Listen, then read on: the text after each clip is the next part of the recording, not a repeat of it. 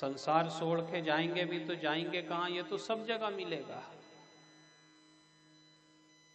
यदि घर छोड़ दिया तो हम कुटिया में रहेंगे, साधारण वस्त्र छोड़ दिए तो बलकल वस्त्र पहनेंगे, साधारण भोजन छोड़ दिया तो फलाहार इत्यादि का भोजन करेंगे। छोड़ने जैसा तो कुछ भी नहीं है। और जाएंगे जब सब जगह ऐसे ही मिलना है, तो फिर मन घबरा गया। तो प्रियव्रत नाम के राजकुमार को ये ब्रह्मा जी ने समझाया कि देख पुत्र, भगवान ने ये ब्रह्म बनाया है तो इसके साथ माया भी बनी है, केवल इसका हम सदुपयोग करें। दुरुपयोग हो जाने के कारण कोई भी चीज हमारे लिए दुखद हो जाती है, किसी भी चीज का हो, यदि धन का हो, माया का हो, शरीर का हो, समाज का हो, वस्तु विशेष का हो, दुरुपयोग होने से ही माया ने मनुष्य को प्रभावित कर दिया है। बाकी देखो, इसके बिना ब्रह्म की प्राप्ति भी असंभव है। संसार भले नश्वर है, पर विश्वव्यापी ईश्वर की प्राप्ति भी तो यहीं से लोगों ने करी है। इसमें कलाएं रही।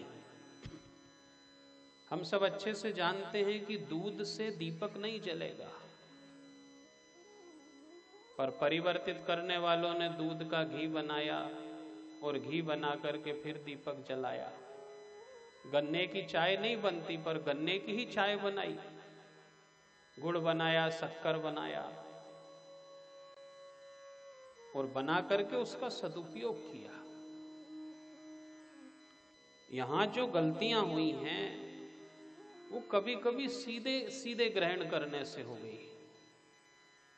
घी कभी कोई हमको एक कटोरी दे दे तो सीधा घी खाना कठिन हो जाता है, और यदि उसी घी को आटा मिला करके हम हलवा बना लें तो उसे खाने में सरलता हो जाती है। माया है, ईश्वर ने दी है, किंतु माया को हम ब्रह्म के साथ लेंगे तो ये सरल होगा। और ये कब गड़बड़ हुआ है कि इन्होंने सीधा ले लिया। घी कभी एक कटोरी क्या एक चम्मच भी सीधा नहीं खवाता, पर खाने वालों को खाना था तो उन्होंने उसका तरीका निकाला। माया के बिना संसार नहीं चलेगा, तो फिर माया का सदुपयोग कैसा किया जाए? माया को तो ब्रह्म के साथ ही मिला करके उपयोग करेंगे। दान धर्म करेंगे, सत्कर्म करेंगे, ईश्वर के निकट रहेंगे, भगवान की कथा सुनेंगे, तीर्थ मंदिर जाएंगे, तो यही तो माया का सदुपयोग है।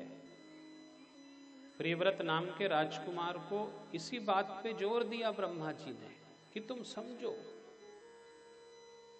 ये अपरिपक्वता के कारण भी ये हो जाता है। आप सब हम जानते हैं कि लौकिकता में क्या होता है। एक गिलास में दूध रखा रहे, एक गिलास में घी रखा है और दोनों में मक्खी गिर जाए, तो लौकिकता में क्या बात होती है कि दूध में मक्खी गिरी तो दूध को फेंक दिया, और घी में मक्खी गिरी तो मक्खी को फेंका। घी और दूध आपस में बात कर रहे हैं कि ऐसी भिन्नता क्यों है अपने साथ। बोले मेरे साथ इसलिए ये भिन्नता है कि माया हो गई मक्खी। दूध कह रहा है कि एक दिन घी में तेरे भांति दूध था। दोनों आपस में बात कर रहे हैं, तो मुझे उठा करके फेंक दिया, माया ने मुझे प्रभावित कर दिया। एक दिन एक ऐसा गुरु मुझे मिला जिसने रात्रि में मेरे हृदय में खटाई डाली और मुझे फाड़ दिया, विदीर्ण कर दिया। प्रातः काल मुझे एक मटकी में पटका, इधर धक्का खाया, उधर धक्का खाया, ऊपर नीचे टकराया। एक स्त्री आई, उसने मुझे उखलते अग्नि में इतना तपाया कि तप तप करके मैं घी बन गया, मैं मजबूत हो गया। मैं जब तक अपरिपक्व था तो मुझे माया प्रभावित करती थी। और जिस दिन परिपक्वता आ जाती है फिर देखो इसी संसार में सब रह रहे हैं, रहता सभी के संग है पर करता ना किंचित संग है, वह जो पक्के रंग में रंगा तो फिर चढ़ता ना कच्चा रंग है, जो विषय आता भोगता होता ना विषया आसक्त है, ऐसा विवेकी प्राज्ञ नर इच्छा बिना ही मुक्त है। इसी संसार में देखो मीरा रही, प्रहलाद रहे, सूरदास रहे, तुलसीदास रहे, हमारे सबके पूर्वज रहे, परिवार के सदस्य रहे, वे कभी विचलित नहीं हुए।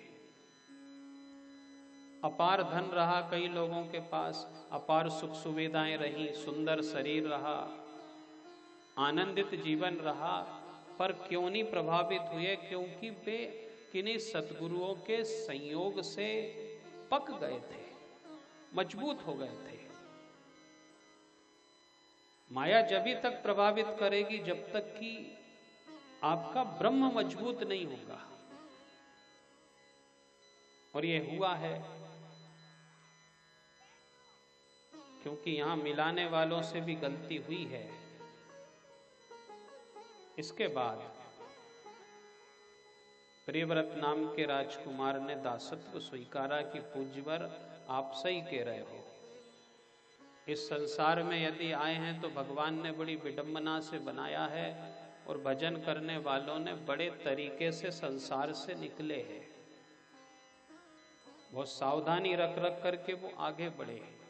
उसने चाशनी भी बनाई, मिश्री भी बनाई, दोनों मीठी है, पर दोनों में अंतर ये है, चाशनी कह रही है कि मैं भी सुखी हूँ, मुझसे जुड़ा हुआ कीट पतंगा भी परेशान, और मिश्री कह रही है मैं भी सुखी हूँ और मुझसे जुड़ा हुआ कीट पतंगा भी सुखी है, मक्खी भी सुखी है।